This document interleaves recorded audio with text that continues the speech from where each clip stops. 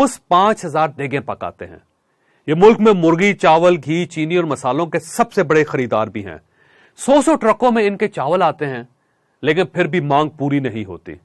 Saver की कामयाबी के पीछे भी अल्लाह की शेयर होल्डिंग है। ये रोजाना स्वीट होम के यतीम बच्चों को मुफ्त खाना पहुंचाते हैं।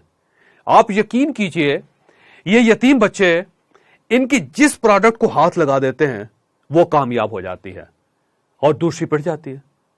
चुनांचे ये यतीम बच्चों को 14 किस्म के खाने खिलाते हैं और इनके ये 14 खाने कामयाब हैं। कराची में एक ट्रस्ट है, सिलानी ट्रस्ट। ये ट्रस्ट भूखों को रोज 70 लाख रुपए का खाना खिलाता है और ये इनके 2 दर्जन मंसूबों में से एक मंसूबा है। मौलाना बशीर फारूकी इस ट्रस्ट के रूह रवां हैं। मुझे मौलाना ने खुद बताया था कि हमारा एक भी ऐसा डोनर नहीं जिसने डोनेशन देना शुरू किया हो और फिर उसने अपने डोनेशन में इजाफा ना किया हो। क्यों? क्योंकि अल्लाह उसके कारोबार और ज़र्फ दोनों में इजाफा कर देता है और डोनर भी अपना हिस्सा बढ़ाने पर मजबूर हो जाता है। मैं लाहौर के एक बिजनेसमैन मियां एहसन को जानता हूं। ये एनएम स्टोर्स और लीड्स गारमेंट्स के मालिक हैं। ये जीन्स पैंट्स के सबसे बड़े एक्सपोर्टर भी हैं। इनकी कामयाबी के पीछे भी अल्लाह की शेयर होल्डिंग है। ये भी अल्लाह के शेयर होल्डर हैं। आप इनका ज़र्फ मुलायजा कीजिए।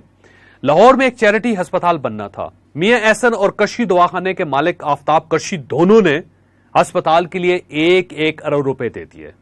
एक दिन में 2 अरब रुपए इकट्ठे हो गए। अल्लाह के ये 2 अरब रुपए इन लोगों की कामयाबी की वाहिद गारंटी है। कराची में इंडस अस्पताल है कि दुनिया का वाहिद अस्पताल है जिसमें कोई कैश काउंटर नहीं। सरदर्द से लेकर कैंसर तक हर शख्स का मुफ्त इलाज होता है। अस्पताल का खर्च 12 अरब रुपए सालाना है। ये 12 अरब रुपए लोग देते हैं। इनके सीईओ डॉक्टर बारी ने मुझे एक दिन बताया था कि हमें आज तक पैसों की कमी नहीं हुई क्योंकि हमारे सारे डोनर्स अल्लाह के शेयर होल्डर्स हैं। अल्लाह इन्हें कमी नहीं आने दे रहा और ये हमें कमी नहीं आने दे रहे। आप इमरान खान की भी मिसाल ले लीजिए। इमरान खान जब तक सिर्फ खिलाड़ी थे, सिर्फ क्रिकेटर थे, तो ये 2000 खिलाड़ियों में से एक खिलाड़ी थे। लेकिन इन्होंने अल्लाह के नाम पर जब कैंसर अस्पताल बनाया तो अल्लाह ताला ने इन्हें वजीर आज़म बना दिया। इनका अस्पताल आज तक बंद नहीं हुआ। वजह अल्लाह की शेयर होल्डिंग है। और आप अखूत की मिसाल भी ले लीजिए। ये तीसरी दुनिया की सबसे बड़ी माइक्रो फाइनेंसिंग एनजीओ है। ये 10,000 रुपए से शुरू हुई थी और ये आज 200 अरब रुपए की ऑर्गेनाइजेशन बन चुकी है। ये बिला सूद कर्जे देती है और आज तक जिस शख्स ने भी ये कर्जा दिया और जिसने भी ये कर्जा लिया, अल्लाह की शेयर होल्डिंग की वजह से उसके रिज़्क में इजाफा हो गया। ये लोकल मिसालें थी। आप अब इंटरनेशनल मिसालें भी देखिए। दुनिया में इस वक्त 41 बड़े डोनर्स हैं। बिल गेट्स इनमें सबसे बड़ा डोनर है।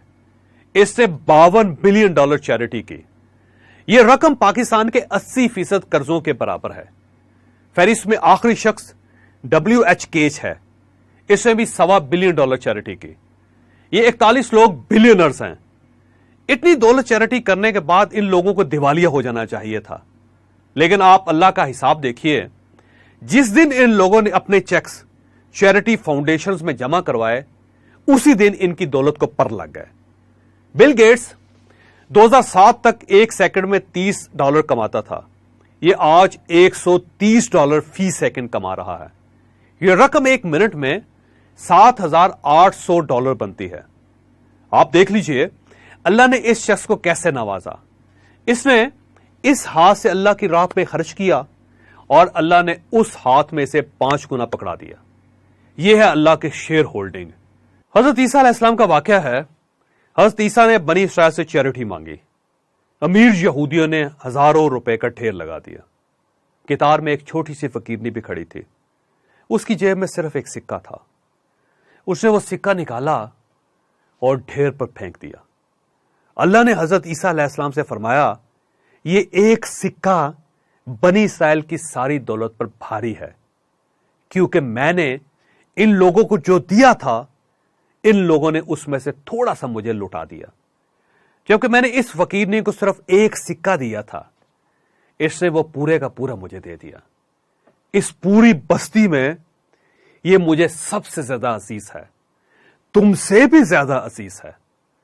मैं आपको हरगिज हरगिज ये नहीं कहता कि आप इस फकीरनी की तरह اپنا سب کچھ اللہ کی راہ میں دے دیں. آپ پارٹنرشپ سے شروع کریں, پارٹنرشپ سے آغاز کریں. آپ جو بھی کام شروع کریں, آپ اللہ کو اس میں 5% کا شیئر ہولڈر بنا لیں اور نیت کریں کہ یا پروردگار, میرے رزق میں جتنا اضافہ ہوتا جائے گا میں آپ کے حصے کو بھی اتنا ہی بڑھاتا جاؤں گا.